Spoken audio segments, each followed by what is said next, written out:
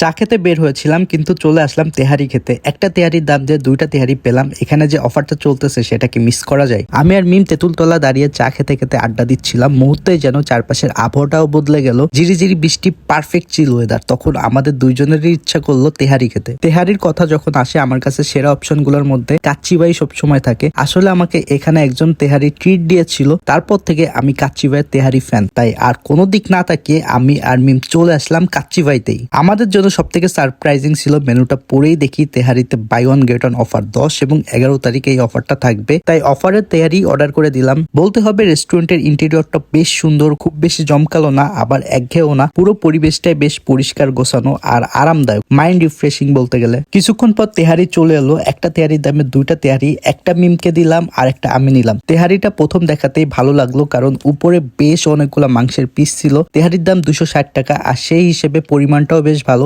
সরিষার ফ্লেভার বেশ ভালোভাবেই পাওয়া যাচ্ছিল, যেটা পুরো স্বাদকে আরো উপভোগ্য করে তুলেছিল। আর ভাতগুলো ছিল একদম অথেন্টিক তেহারির মতো, ঝরঝরে আর অতিরিক্ত মশলাদার না। সাথে ছিল লেবু আর শসা। আরো নিয়েছিলাম বোরহানি, জাফরান শরবত। কাচ্চিবাইয়ের বাদাম শরবতটা মাস্ট ট্রাই, অনেক মজা খেতে। আর কাচ্চিবাইয়ের কথা বলতে গেলে তাদের কাচ্চিটাও অনেক জনপ্রিয়। নরম মাংস, সুগন্ধি ভাত আর ব্যালেন্সড মশলার কারণে অনেকেই কাচ্চিবাইয়ের কাচ্চি পছন্দ করে। খাওয়া শেষ হওয়ার পরও এর স্বাদ অনেকক্ষণ মুখে লেগে থাকে। তেহারির পাশাপাশি কাচ্চিটাও ট্রাই করে দেখতে পারেন। আমি গিয়েছিলাম খুলনার কাচ্চিবাইয়ের আউটলেটে। আপনি আপনার জেলার কাচ্চিবাইয়ের যে কোনো আউটলেটে গেলেই বাই ওয়ান গেট ওয়ান অফারটা পেয়ে যাবেন। খুলনা সিমলা প্লাজা ঠিক তেঁতুলতলা বাংলালিংক অফিসের বিপরীতে কাচ্চিবাইকে পেয়ে যাবেন। আজকে পর্যন্তই। ভালো থাকবেন, সুস্থ থাকবেন। দেখা হবে পরবর্তী কোনো ভিডিওতে। আল্লাহ হাফেজ।